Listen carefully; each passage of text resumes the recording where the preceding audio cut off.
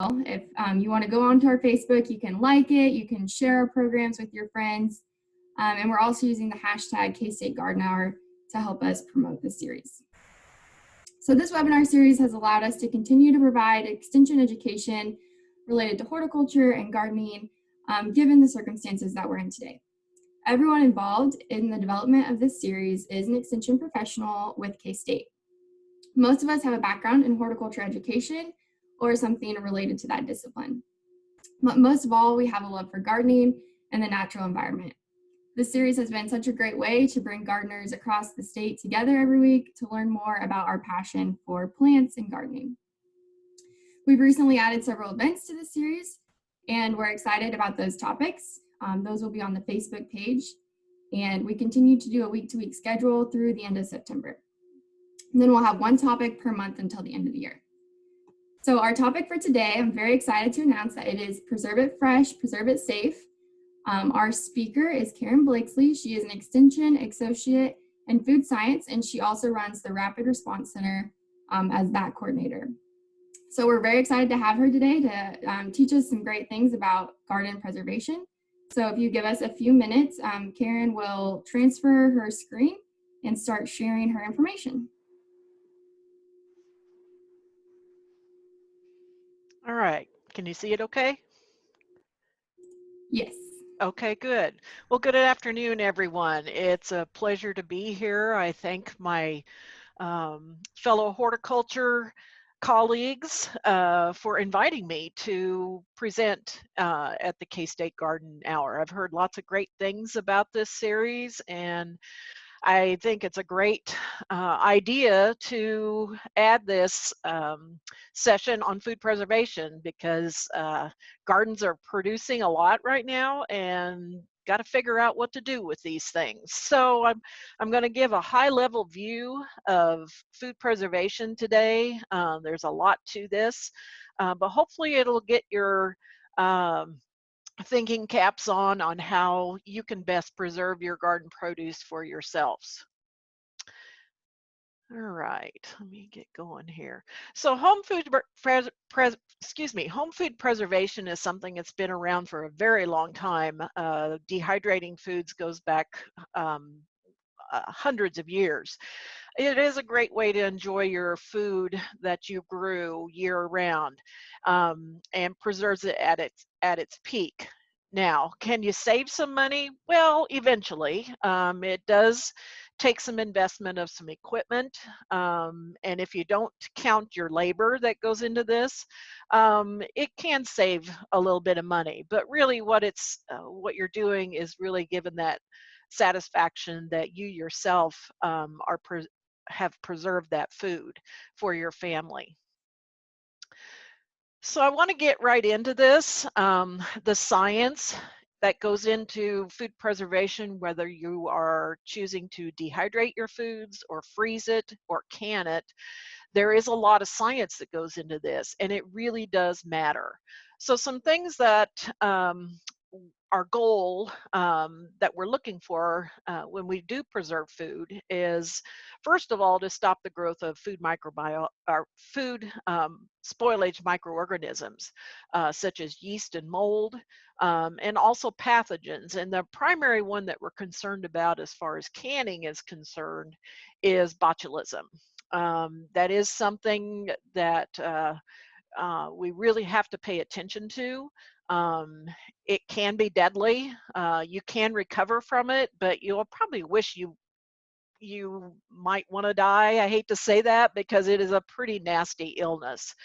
So, but there are so many things that can be done to make sure that you're doing it right. And I want to hit some highlights on those today. The other thing that we're trying to do is prevent or to inactivate enzymes. And enzymes are naturally a part of all foods, and they can change color, they can affect the texture, change flavor, and nutrition. And there are ways that you can inactivate enzymes. For example, if you cut open an apple and you leave that apple set out in the air, the open air, you see that color change happen where the apple flesh turns brown. But if you add a little lemon juice to that, that stops that reaction. So that's one example, a pretty simple example of how you can change or inactivate enzymes. So there are several conditions that affect the growth of bacteria, yeasts, and molds. The 6 primary conditions include the type of food, the acid content of that food, whether it's a high acid or low acid food, time and temperature. The time that especially when you're canning, every recipe has its own specific time on how to properly and safely can it.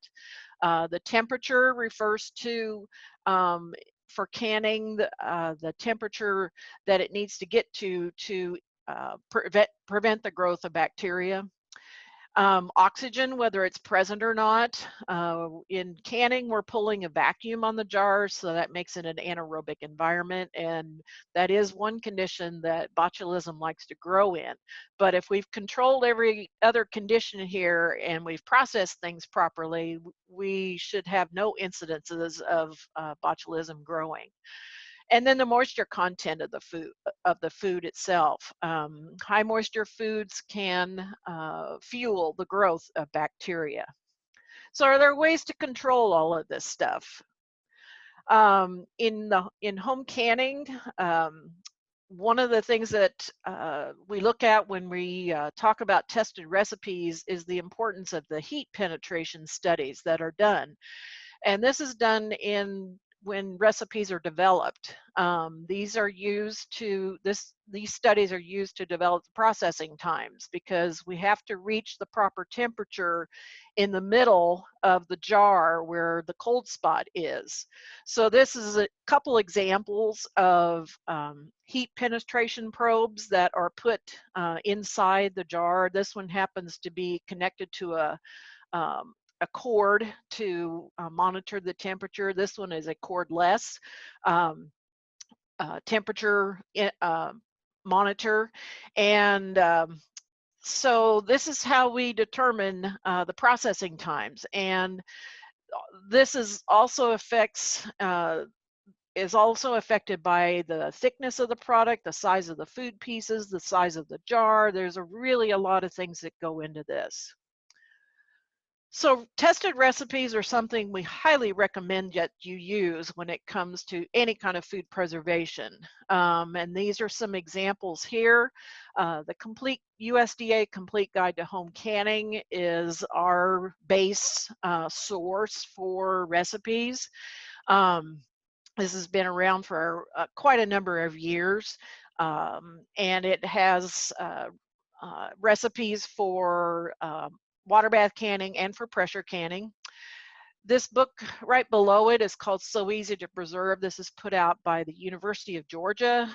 They are one of the leaders in the university extension world in doing research on home food preservation. And their book is really an excellent book. I do highly recommend it. They also have a companion website for this. It's called the National Center for Home Food Preservation.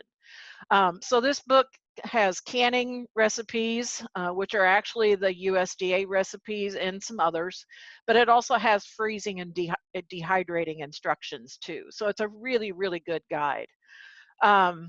Up here in the top right corner is an example of our publications from K-State Research and Extension. They're all entitled Preserve It Fresh, Preserve It Safe. So we have 10 publications on preserving different types of foods, and then we have some other publications in this series too. The two in the middle are from the Ball Canning Company, the Ball Blue Book here in the lower part, and then they also have another book that's been out for about 10 years or so called The Complete Book of Home Preserving. I like these books because the Ball Company has done a lot of work with the extension and university research and worked with us directly to make sure that they're following the proper guidelines that have been researched. And so they've become a good partner. So I do like their books. The Sure Gel packages, their instructions in there, those are good resources too for recipes. So these are some examples of what I would recommend. And I'll show you I'll give you my website link here at the end, and you'll find even more recipe links that I recommend. We do not recommend that you make up your own recipe and can that. You're really guessing as far as what the parameters of that mixture is. I go back to those 6 factors that we look at. And the best thing that you can do with your homemade recipes is to freeze it. That's really the safest thing that you can do. And also down here at the bottom, I mentioned that recipes older than 1994 might be unsafe. We use that year because the USDA did a major overhaul of their recommendations. And so those recipes earlier than that may not be safe to use. I want to mention a couple of apps that 2 other universities have developed and put out. The one on the left is from Oregon State University. It's called the Canning Timer and Checklist, and the one on the right is from Colorado State University. It's called Preserve Smart. Both of them are free. You can download them to your mobile devices. I know that you can also use the Colorado State one just off of your computer if you so choose. So these can be very handy and pretty simple, and they will step you through the process and make you check off each step before you can move on to something else. So it really does force you to make sure you're using the right steps and the right processes. Again, both of those are free.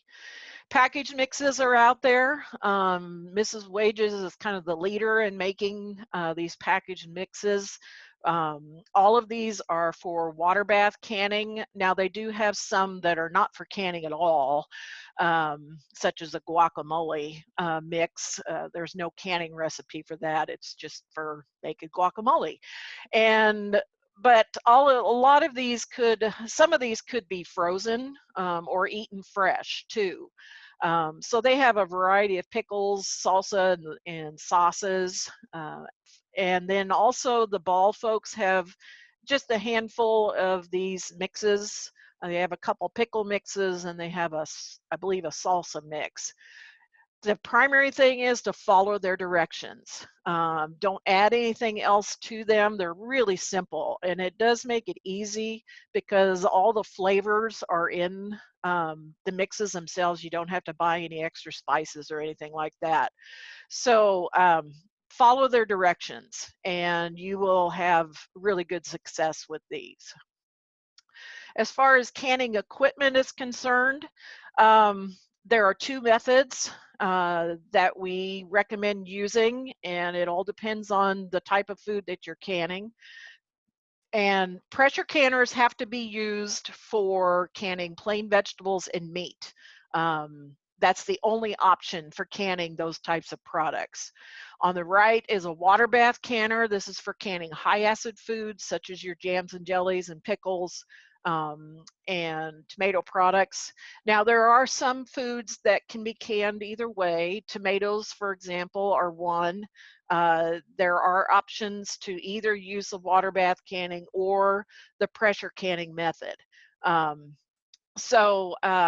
Follow those directions for the particular type of recipe that you're using and use the right canning equipment. Pressure canners are a lot safer today than they used to be. There's a lot of older models that are out there that can be quite dangerous. Some of you may have heard of family members talking about pressure canners exploding. Well, some of that was due to bad design on the canner itself. So today's canners are greatly improved, and there's a lot of extra safety features in these now that make them really much safer to use. So this is an example. There's 2 types. There's a weighted gauge canner. This one here in the front has the little weight on top of it that once the pressure gets going, it gently rocks. You may have heard of somebody talking about that. The one in the background is a dial gauge canner, so you're measuring the pressure with this dial gauge up on top of the lid. So the main thing is to learn how the canner works for your stove. If you've never done this before, practice it. Do a dry run with some just plain water inside of it so that you understand how the canner works with your stove. And that practicing can go a long ways to having success in doing this. So for water bath canning, this is simply using a large stock pot with a rack on the bottom. You have to have a rack in pressure canning too, by the way. And the racks help keep the jars from setting directly on the bottom of the canner, otherwise they might crack. So you need something to support them to keep them directly off the bottom of the canner itself. And it allows the water or steam in the pressure canning case to completely surround the jars. So in water bath canning, you're using water to completely cover the jars themselves. At least 1 to 2 inches of water must be above the tops of the jars. In pressure canning, it's just a small amount of water. Your canner instructions will tell you how much water to use. In general, it's around 2 to 3 inches of water in the bottom. The rest of the space is open so that it creates steam. All right, so that gives you kind of a high-level view of that. Also, I want to mention, if you have a pressure canner but you don't have a large enough stock pot for a water bath canning, you could actually use the pressure canner as a water bath canner. You just don't put the weight on. So that's another use, and get more bang for your buck if you're buying a pressure canner.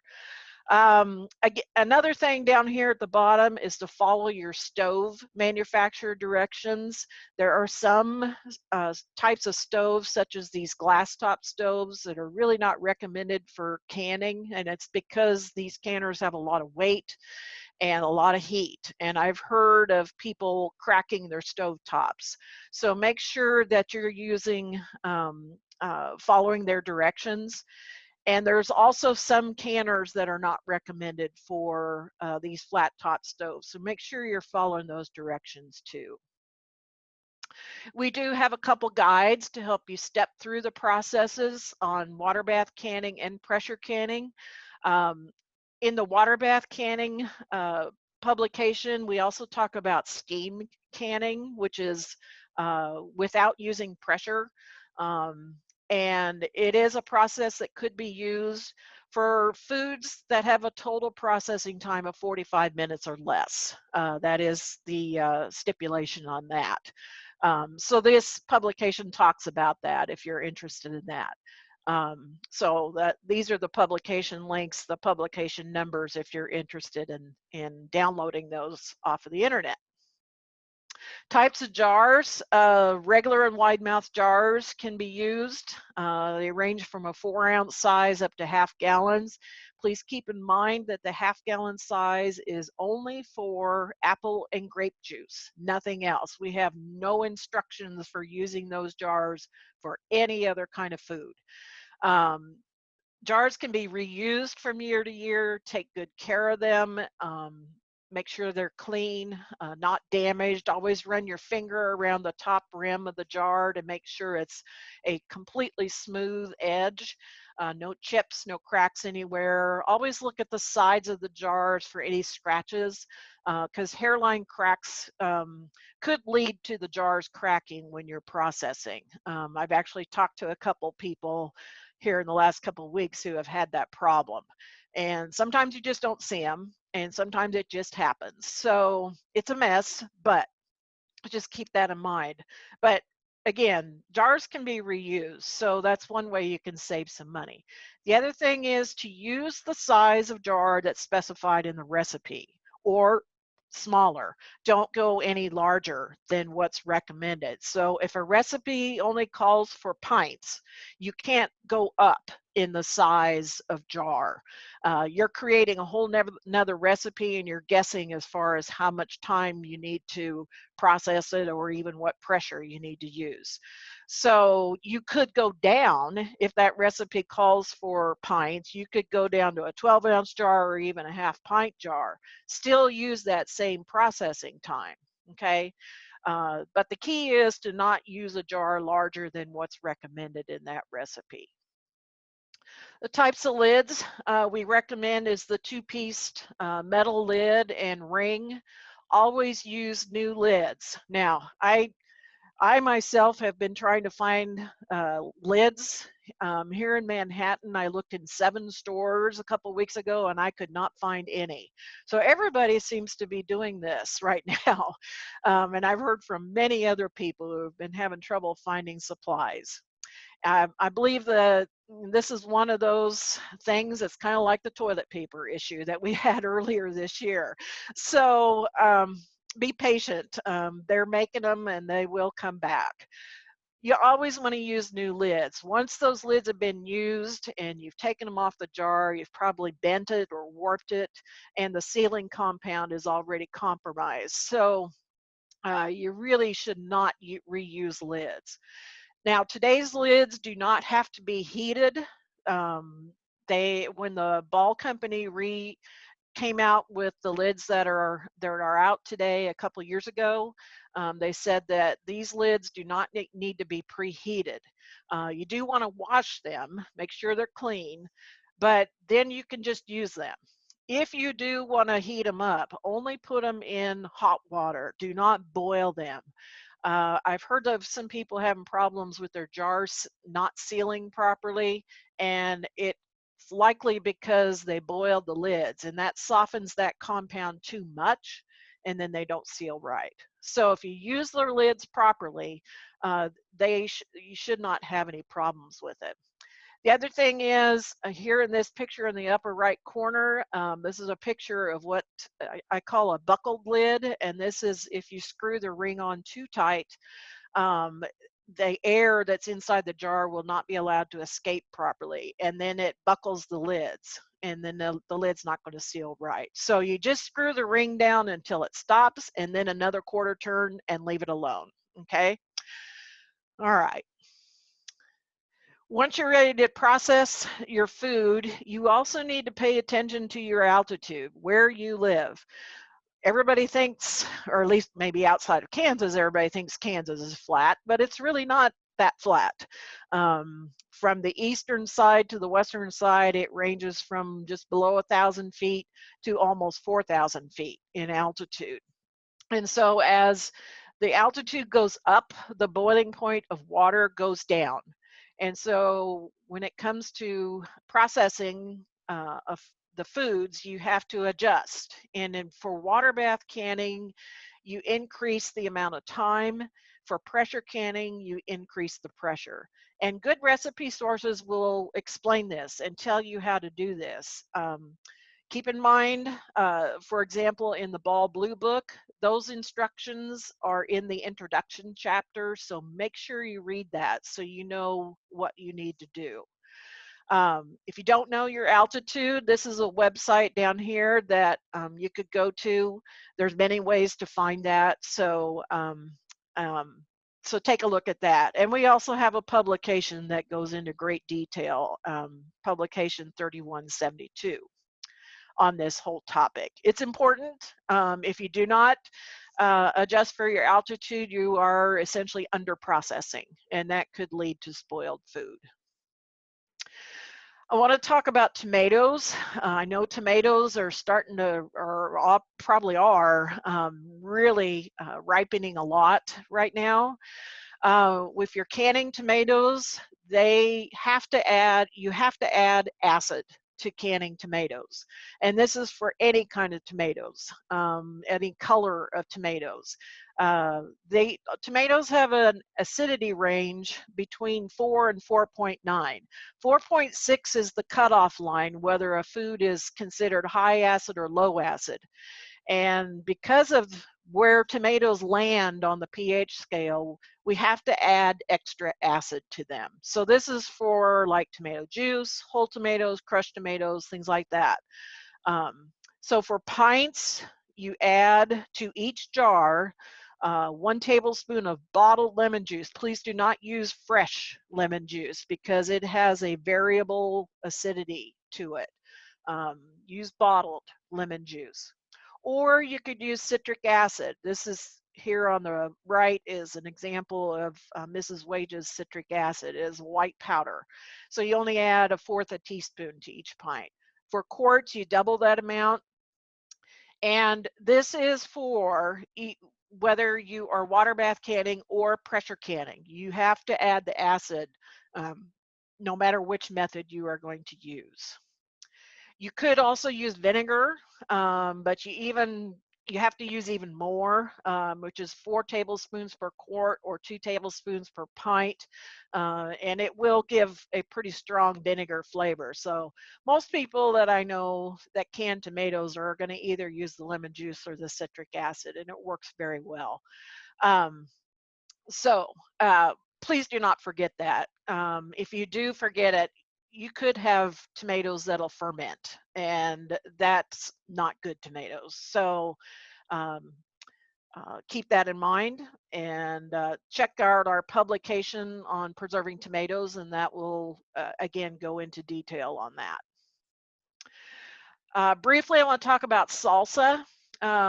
Everybody has their own favorite mixture of salsa, and you can eat whatever mixture that you make up. You could even freeze that mixture. But if you think you could can that mixture, that's a whole different thing. Because of all those factors that I just talked about. You're mixing together a lot of mostly low acid vegetables, tomatoes that are on that bubble, whether they're a high and low acid food, and then you add onions, and peppers, and garlic, and whatever else.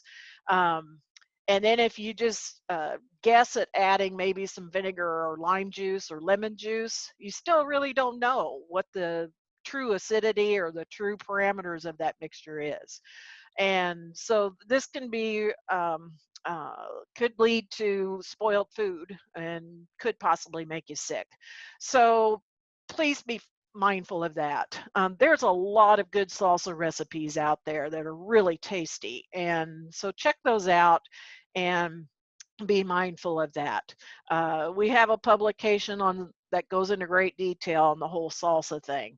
So so pay attention to that. So let me get into pickles real quick. So pickling, probably getting a lot of cucumbers on your vines right now. So there's 5 classes of pickles: brined or fermented type pickles, fruit pickles, relishes. The fresh pack or quick process pickles are really easy to do. And there's also some options for doing refrigerator or freezer pickles. The primary ingredients, besides your produce, vinegar is truly what makes the pickling happen. You need to use vinegar that has a 5% acidity content. Always read the label. There are some vinegars out there that are higher in acidity. Those are for cleaning. Those are not to be used for canning, okay? So please, and there's also some that are even lower in acidity content. So please read the label. Make sure that you're getting the proper acid content. And you can use either white vinegar or apple cider vinegar, either one. You just see a color difference, a little bit of flavor difference. Canning and pickling salt is recommended. This is pure salt. There's nothing else added to that, and use the amount that's called for in the recipe. If you happen to use table salt has anti-caking ingredients in it that do not dissolve well, and you could end up seeing a white sediment down at the bottom of your jar during storage. If you that's typically what happens with using table salt, but also keep in mind that white sediment could also be a sign of spoilage. But if you know you use table salt, that's probably what it is. It's from the table salt. It's not, table salt doesn't cause any safety issues. It just has that added ingredient in there that could cloudy up your brine. Sweet pickles, obviously you're using sugar. and sugar actually adds volume to your brine, to your liquid amount. When sugar melts, it actually turns into a liquid, so that adds volume. Spices, make sure they're whole, fresh spices. If you've got spices in your cabinets that have been there for a few years, they're getting old and they lose their flavor. So fresh, buy new spices each year. This is some dill. These are some spice bags that are floating around in the brine to add flavor. There are firming ingredients that can be used. Pickling lime, this must be food grade lime. Please do not go to your local co-op and buy agriculture lime. That is not for food grade, and it is not for human consumption. Please follow the directions when you're using lime. You have to go through a soaking and rinsing process, and there's several steps to that. So make sure that you follow good instructions on using pickling lime. And as far as I've found, Mrs. Wages is the only one that sells a pickling lime. Alum is something that has been in older recipes. You won't see this used in today's recipes. It does not work very well for your quick processed pickles, but it can be used in fermented pickles. Calcium chloride, that's what these two pictures are, is a crisping agent that's added to each jar. And Ball and Mrs. Wages both have these products. It's the same thing. Just follow their directions on how much to add to each jar, and then you fill it with your produce and your brine, and it'll add some extra crunch to whatever you're pickling. Water, soft water is better than hard water. Hard water has a lot of competition in it as far as the minerals and can cause softening. So if you can use soft water, that is better, and that will help keep your pickles crunchy. Use good fresh produce. Can it the same day that you pick it, if at all possible, because that will give you the best product in the end. If you do have to save it, put it in the refrigerator, and try to get them used within 1, maybe 2 days. Produce starts to lose moisture over time, and so the sooner the better when you use this. For cucumbers, pickling varieties are best. These are some examples of suggested varieties from our K-State horticulture folks, and using these unwaxed type pickling cucumbers, such as the ones here in the picture. The other thing to do is to cut off the blossom end, which is this little end right here. The blossom end has an enzyme in it that can cause softening, and if you just trim that off, that will help improve your crunchiness of your pickles in the end. Fermentation has really caught on here lately. Fermentation has been around for a very long time, but a lot of people have started doing this. This is just some examples of equipment that could be used. The Ball folks did come out with a fermentation kit this year, so if you're just getting started in this might be something to use. It's just a single quart jar with a lid that has a vent on it, and then they have a spring, and it has a spring inside of it to hold the produce down inside the jar. So if you're just getting started, that might be an easy way to learn about fermentation. The quality of fermented products really depends on the freshness of your ingredients and the natural sugars that the foods contain. And there are some controls to prevent the growth of undesirable yeast and molds, such as using the right amount of salt, keeping the air off the surface. You really want to keep the food submerged under the liquid and keep air out of the container, whatever you're using. And temperature, that really makes a difference too. Optimum fermenting temperature is around 70 degrees, and it usually takes 3 to 4 weeks, maybe 5 weeks to properly ferment a product. We have a new publication that just came out this year on taking a new look at fermented foods, number 3491. So if you're new to fermentation, you might take a look at that, and maybe that'll get you off on the right foot. All right, I want to talk about dehydrating. It's convenient, lightweight, doesn't take up a whole lot of space. You don't have to refrigerate these foods after they're dried. Pulling the moisture out of the food helps reduce the chance of microorganisms growing because you've taken away the water so that the microorganisms don't have that to grow with. It also slows enzyme activity and can have a pretty long shelf life. So a food dehydrator such as this is probably one of the easiest ways to do dehydration. Types of dried food, there's fruit leathers, even vegetable leathers. You could pretty much make up your own mixture. Um, and then you spread it in an even thin layer onto a tray that you put into the dehydrator. And then you dry it until there's no visible moisture left, yet it still is pliable. If you pick it up and bend it, it should bend but not crack. So that's kind of the test to look for on the dryness of leather. Dried fruits, you need to pre-treat those, especially uh, the fruits like peaches or apples to prevent them from browning. So using ascorbic acid, such as Fruit Fresh, or you could even get vitamin C pills and crush them up, and you use um, a teaspoon per quart of water. So fruit juice could work too, like lemon juice. Honey is another option, although it'll make them sticky. So keep that in mind. The key on drying fruit is to try to make all the pieces as even as possible so they all dry at the same time. And peels can be left on, but it might take a little longer to dry the fruit. Here's the mixture. I misspoke. 1 teaspoon of ascorbic acid to 1 gallon of water. I misspoke on that. And that's if you do vitamin C tablets. The commercial ascorbic acid mixtures like Fruit Fresh or Mrs. Wage's product here, those work very well.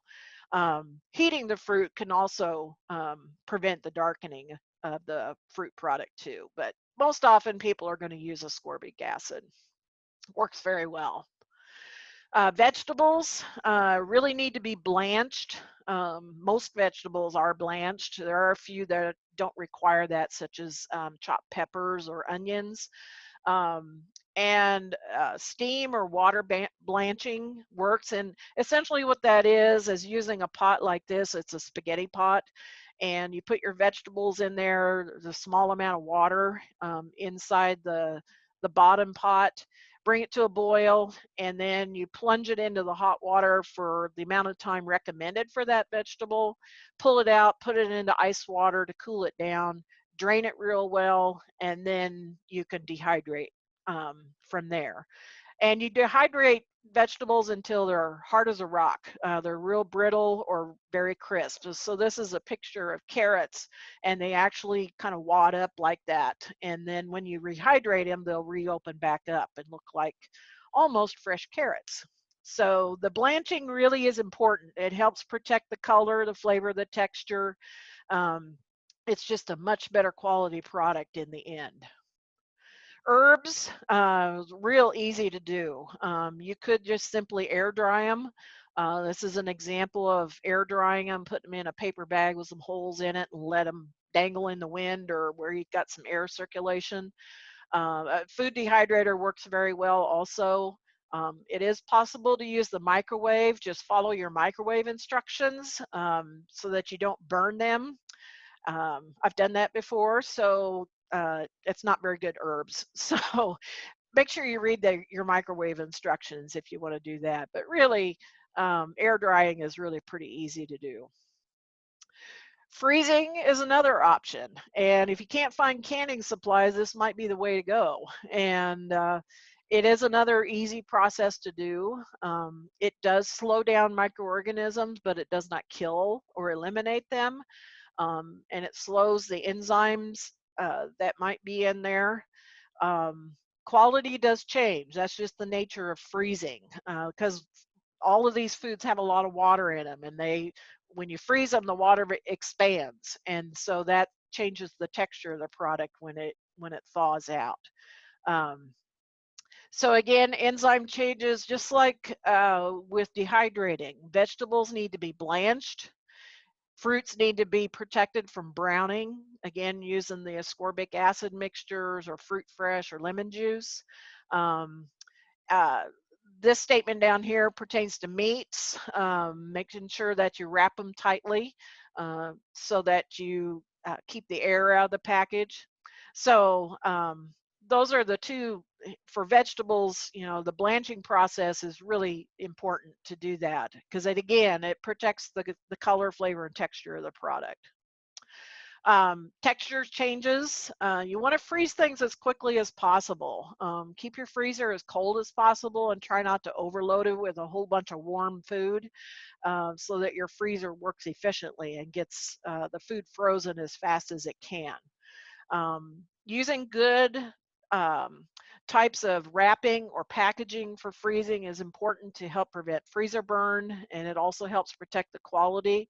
Not all plastic products are the same, so use those types of wrappings or packaging that are designated for freezing, and you'll have better quality product in the end.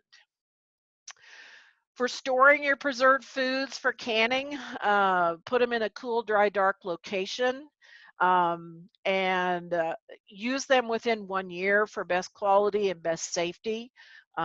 Rotate them out. You've put a lot of good work into this product, into making these, so use them. When I teach my classes, I tell people, you know, you're not putting these in a museum, so use them. That's what you put the work in to them for, is to use them, and make sure that you're rotating them out. Put a label on them so that you know what it is, and put a date on them. If nothing else, put a month and a date. That's all you need so that you know how old they are. I get lots of questions about people cleaning out basements or cellars and finding stashes of preserved foods, and they can really be mystery foods. So be very, very careful about those. This is a list of resources to go to. The top one is my website, my Rapid Response Center website. I have a whole section on there on food preservation. The next one is the National Center for Home Food Preservation at the University of Georgia. Again, they're the ones that wrote the So Easy to Preserve book. And you can order that book directly from them. That's the only way to get that. There are some extension offices that buy them in bulk so that they might have some available for you to purchase. So you can call your local extension office to see if they have any of those. The USDA Complete Guide to Home Canning is also online. You can print that off yourself and just print the chapter or recipe that you need. This is the link to So Easy to Preserve if you do want to order the book yourself. The Ball and Kerr products, their website is called freshpreserving.com. So they've redone their website this year, so it looks a little different. Recipes look a little different, but they're making a lot of improvements to that. And I do want to mention farmers markets. There are some rules and regulations as far as selling home preserved food at farmers markets, and this publication here goes into well, this link here will take you to where that publication is, and there's a lot of information in that publication, so make sure that you're following the guidelines. This was put together between us and the Kansas Department of Agriculture to make sure that foods that are being sold at farmers markets are done safely and properly. All right, that is the end of my presentation, and it looks like we have about 15 minutes left for any questions. Yes, Karen, we do have a number of questions. So Okay. The first one was about, are there more low sugar jams and jelly recipes being tested, or is there a way to convert a regular recipe to a low sugar using no sugar pectin? Well, it's best to use the recipes that are developed for that type of pectin. There are recipes in the pectin boxes themselves. I know that University of Georgia has some recipes on their website, and I know that the Ball folks, they have what's called a pectin calculator on their website, where you can pick the fruit that you want to can, and then you tell it which type of pectin that you want to use, and it will calculate a recipe for you. So that might be another option to look for. So so it's best to use a recipe that's developed, or to use that type of pectin. Cool, great. Next, we had several questions come up about, can you use your Instapot for canning? We do not recommend doing that. Those electric pressure cookers, I know some brands do have a canning button feature on them. The problem that we have with those is they run a lot faster than what we recommend doing for regular pressure canning, using a traditional pressure canner. And we don't know the true temperature that those Instapots really get up to. Temperature is critical in pressure canning, and there are some of those the electric pressure cookers that don't even reach 10 pounds of pressure, and that's really under processing for a lot of things. So please do not use those. Use them for cooking a great healthy meal. That's my best recommendation. Okay, great. Next question is on the gaskets. How often should they be replaced on a weight-controlled canner? Sure. So take a look at your gasket. It should still be pliable. If you see and you know, bendable. If you see any cracks in there, if you're having trouble with getting your pressure up and its steam is leaking out in between where the lid meets the canner itself, then it's probably something's going on with your gasket.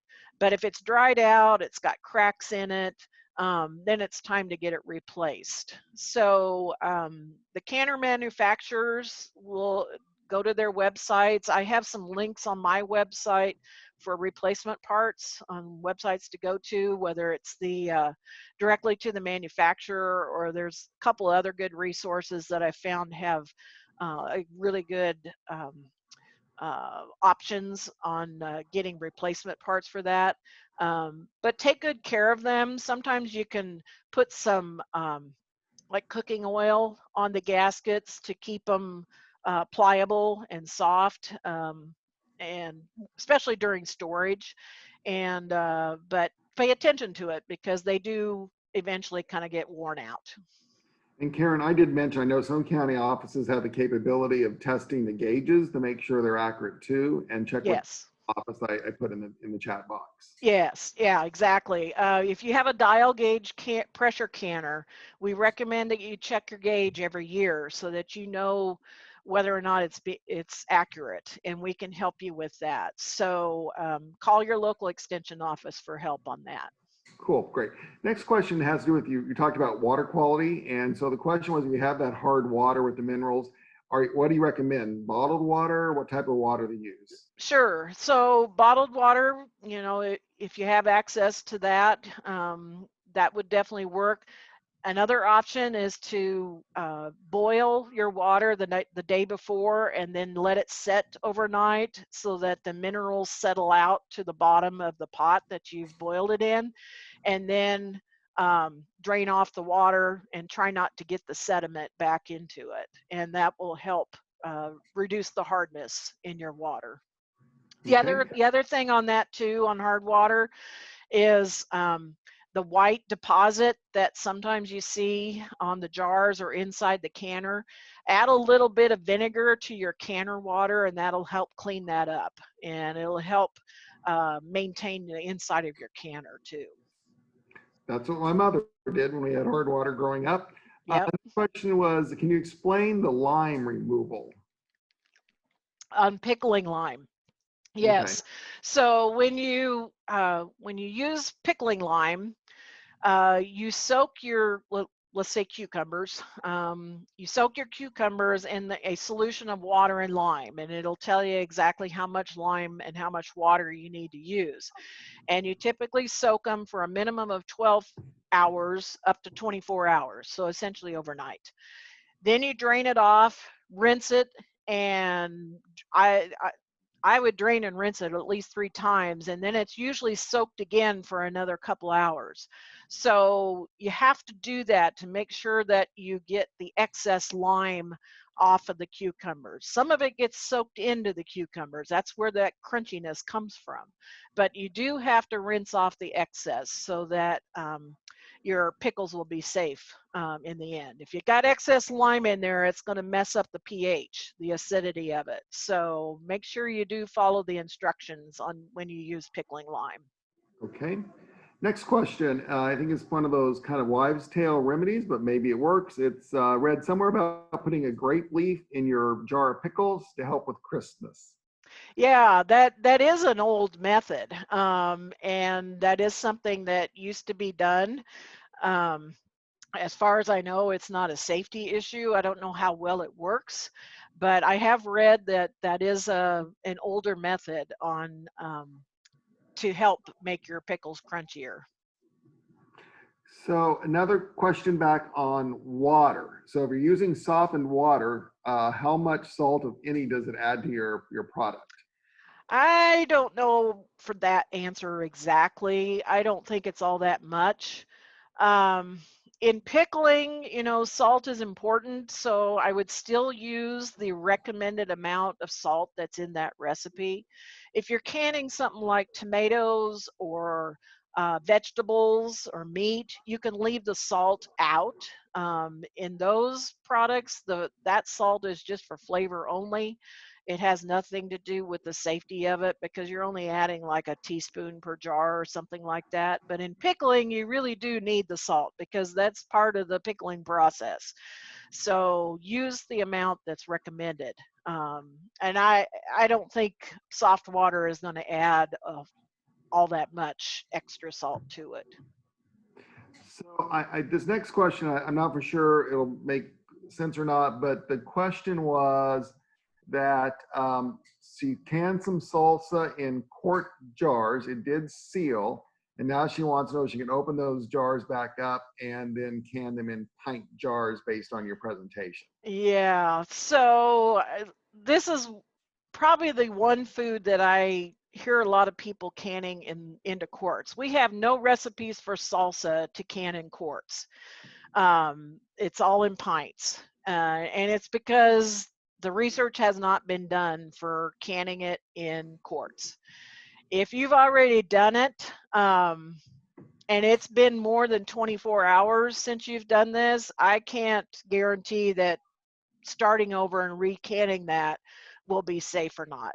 Because if there is any bacteria in there and I don't know what time you used for canning it, it may be growing. I just don't know that. So I can't guarantee that those quarts of salsa are going to be safe. Please don't put salsa in quart jars. I see that a lot, and it's really not a safe thing to do. Pints is the biggest size that we recommend. Okay. Do you need a blanch okra prior to freezing? That's Read a the good book. question. I have to look that one We're up. running out of time, so maybe that's Yeah, I think you do. 286. Let me just quickly look here. yeah. We have Um, more questions Actually, coming. yes, you do. If you're doing whole okra pods, you water blanch for 3 minutes, or small pods, or you could slice it up. So it looks like it's freezing is best to freeze it in whole pods. That's what the recommendation is, and I'm looking at So Easy to Preserve on this. So, so yes, blanching, it kind of helps get rid of some of the sliminess is what it does. Okay, cool. Next question. Will digital pressure canners, are they acceptable? Digital pressure canners. Don't know about any digital pressure canners, but if you're talking about the electric, like the Instapot type things, no. The pressure canners we recommend are either the weighted gauge canner or the dial gauge canner that actually has the dial on top of it. So. Okay. And along those lines, then, what about an electric water bath canner? So yes, now there is an electric water bath canner out there. The Ball folks came out with that about 5-6 years ago. Yes, that works just like putting a water bath canner on top of your stove. It's a standalone product that you don't put it on your stove. It has its own burner, and you use it just like you would use a traditional water bath canner. Works really well. I used one myself. Okay. A couple more questions. We have till 1 o'clock. One is about, is there a sugar-free, low sugar way to can pears for a diabetic? There is some instructions on using, well, one thing you can do with fruit is you can actually leave the sugar out for peaches, pears, apples, things like that. You could just can them with plain water if you wanted to. Now that the texture and the quality of the product might not be as good because sugar does actually help preserve the food and the color and texture, but it can be done with plain water if you so choose. Okay. Next question about pectin. If a recipe calls for liquid pectin, can you use powder pectin and just No, change order? no, they're not interchangeable. So if a recipe does call for liquid pectin, that is what you need to use. They are two different products and they're used differently. And so you have to use the type of pectin the recipe calls for. Okay. This gets to a specific type of canner. Can you check the gauge on an all-American canner? Okay, that particular brand has a dial gauge on it, but it also has a weighted gauge on it, especially the newer versions do. That company does not even recommend testing the gauges. Our testing equipment will not test those gauges properly. So only use the gauge as just an indicator that you have pressure. Follow what the weight, excuse me, follow what the weighted gauge is doing to make sure you're getting the proper pressure in that particular canner. So if you have any questions about that, I would call the company, which is the Wisconsin Aluminum Foundry.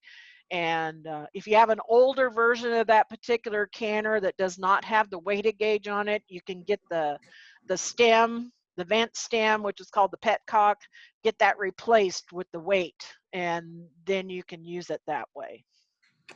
Your knowledge is amazing. I've done this a few years. Let's end on this one. The person canned some corn and liquid came out. The corn isn't completely submerged. Did the lid seal? Is it safe? As long as you've done the processing right, you adjusted for your altitude, you used the right amount of pressure, as long as you've done that right, it should be fine. What I would recommend doing, just to be on the safe side, is store those particular jars in the refrigerator and use those first. So it happens sometimes because, especially with corn, it tends to swell and it's going to absorb some liquid but also push some out. So always watch the headspace. Make sure you're using the right amount of headspace. Okay. Lastly, Karen, you've got many kudos. Thank you. Great presentation. So well, thank you all. Please go to my website if you have need any more information. This first link up on the top of this slide. Okay. Well, it is 1 o'clock. I want to thank everyone that participated today. Thank Karen, and be sure to join us for future presentations in the coming weeks. They are out on the website that we did post in the chat box earlier on. So thank you all.